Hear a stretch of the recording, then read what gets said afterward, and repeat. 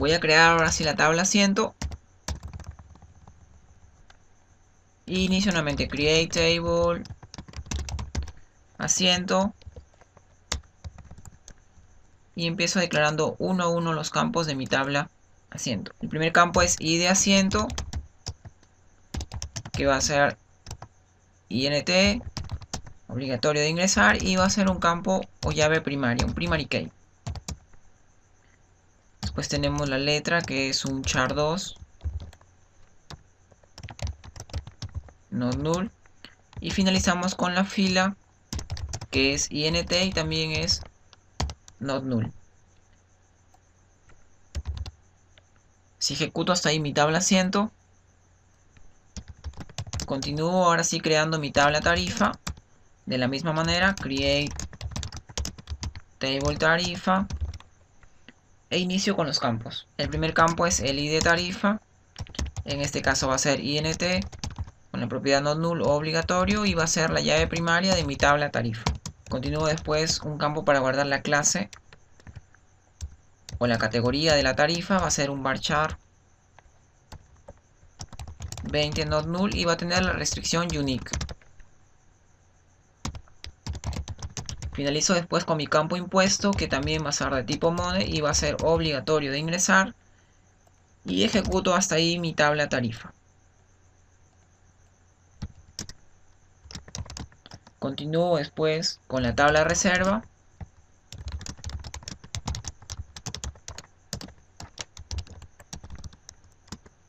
Create tabla reserva. Y declaro el campo inicial, que es la llave primaria id reserva, que va a ser un int obligatorio de ingresar y va a ser la llave primaria. Continúo después con el costo de la reserva, que va a ser de tipo money, not null.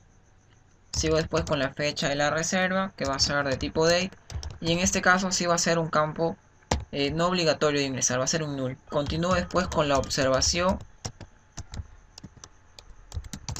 que va a ser un varchar 200.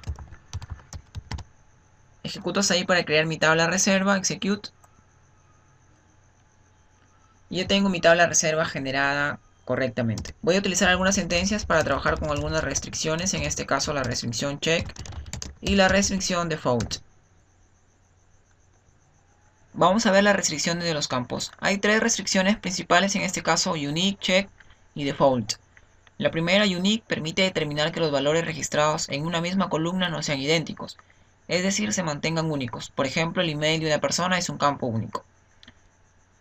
Otra restricción es la restricción check, que permite restringir el rango de valores que pueden estar permitidos, ingresar en una o más columnas de una tabla. Y la tercera restricción que vamos a ver es la restricción default, que permite registrar un dato en un campo por defecto cuando el usuario no ingresa ningún valor. La propiedad del campo de la tabla necesariamente tiene que ser null. Ejemplo, se puede utilizar para los campos de tipo date o fecha cuando el usuario no ingresa ninguna fecha que se asigne a la fecha actual. En este caso, en mi código SQL voy a utilizar una restricción default por defecto. Y le voy a decir, cuando el usuario no ingrese ninguna fecha, en este caso porque la fecha es nula, que aparezca una fecha por defecto, es decir, la fecha actual. Y voy a decir, alterar la tabla, en este caso reserva, alter table reserva. Voy a agregar un constraint y le voy a poner un nombre al constraint. Le voy a poner de nombre dfl, el prefijo de default. Y le voy a poner el nombre reserva fecha, para indicarle que es un constraint de default de la tabla reserva del campo fecha. El nombre en este caso es opcional. Y le voy a decir después default, utilizo getDate. Y le digo para el campo, en este caso fecha. Y después llamo a mi sentencia go. Selecciono nuevamente el código, ejecuto hasta ahí. Y ya tengo mi primer restricción, en este caso default. Utilizando el código getDate estoy obteniendo la fecha actual. Y la voy a almacenar en mi campo fecha cuando el usuario no ingrese ningún valor. Voy a continuar con mi tabla vuelo en este caso. Y digo create table vuelo. Y voy a empezar a declarar uno a uno los campos de mi tabla vuelo. Recordemos que la tabla vuelo hace referencia a la tabla asiento, aeropuerto, reserva, avión y tarifa. Empiezo declarando el campo ID asiento, que va a ser de tipo INT y va a ser no null o obligatorio. No le voy a indicar que es una llave primaria porque eso lo voy a hacer luego. Hago lo mismo con ID aeropuerto.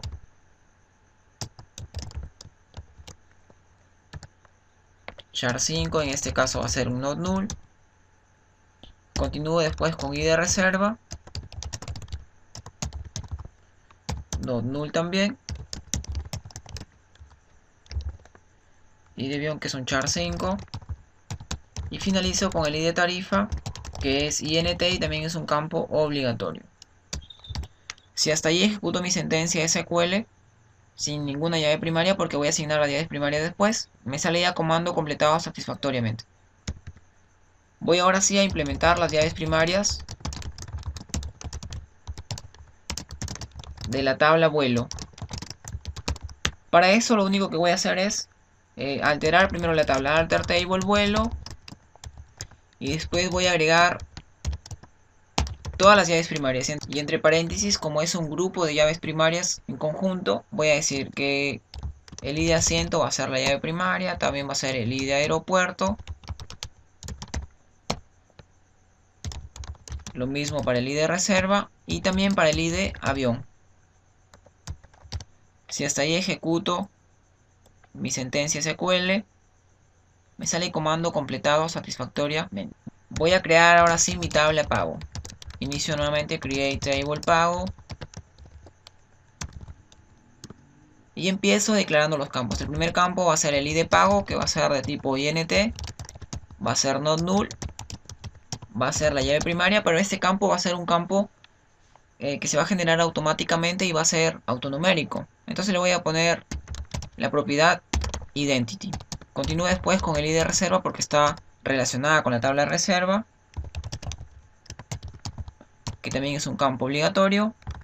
Continúo después con la fecha, que va a ser de tipo date, y le puedo indicar en esta misma línea una restricción de default o restricción por defecto. Y le digo, si el usuario no ingresa nada, pues la fecha va a ser la fecha actual del sistema. Como necesito saber quién es el pasajero que está realizando dicho pago, voy a hacer una referencia a mi tabla pasajero mediante su campo ID pasajero, que es de tipo char8. Le voy a indicar que sea un campo obligatorio de ingresar, not null, para saber qué pasajero está realizando dicho pago. Y simplemente hago una referencia a mi tabla pasajero mediante su llave primaria y la implemento en mi tabla pago como una llave foránea. Después de eso voy a declarar el monto de pago que realiza dicho pasajero, que también va a ser not null y va a ser de tipo de dato money. Después el tipo de comprobante que se está generando por el pago, ya puede ser boleta, ticket, factura, que va a ser de tipo de dato varchar, en este caso 20, y también va a ser obligatorio de ingresar. Declaro después el número de comprobante de dicho pago, que va a ser también un varchar, en este caso 15, y va a ser not null obligatorio de ingresar. Después declaro un campo para almacenar el impuesto retenido por la SUNAT y le digo que va a ser de tipo de datos decimal de 5 dígitos con 2 dígitos de decimales. Y le digo que también va a ser not null. Si me fijo, ya no pongo la coma al final. Después implemento la palabrita go para separar el código. Selecciono todo hasta la parte de create. Ejecuto hasta ahí para crear mi tabla pago. Y ya tengo creada mi tabla pago correctamente. Lo que voy a hacer ahora es voy a agregar una restricción. Una restricción en este caso va a ser la restricción check. Y esta restricción va a controlar que no se ingresen fechas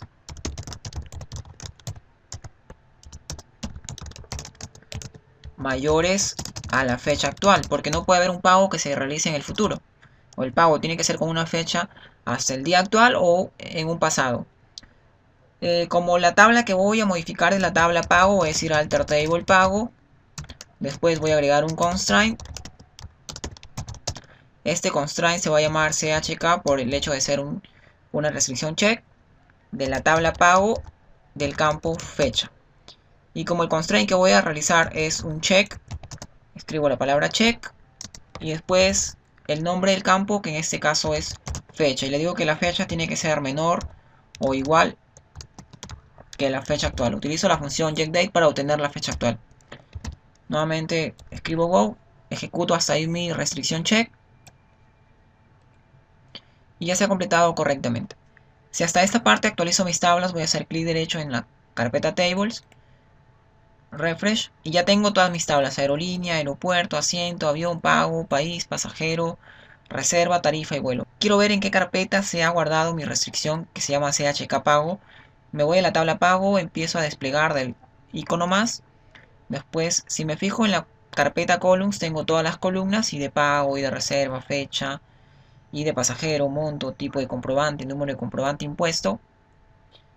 En la carpeta case tengo todas las llaves primarias. En este caso, la llave primaria, que se llama PK pago, se ha generado automáticamente al indicarle que el campo ID pago es un primary key. Después tengo los constraints, y tengo dos constraints: el constraint CHK pago fecha, es el que yo he creado en este caso, y tengo otro constraint que es un default pago, un DF pago, que es el que se ha creado automáticamente al yo incrustarle directamente al momento de crear el campo la restricción default checkDate. Se ha creado directamente. Después tengo triggers.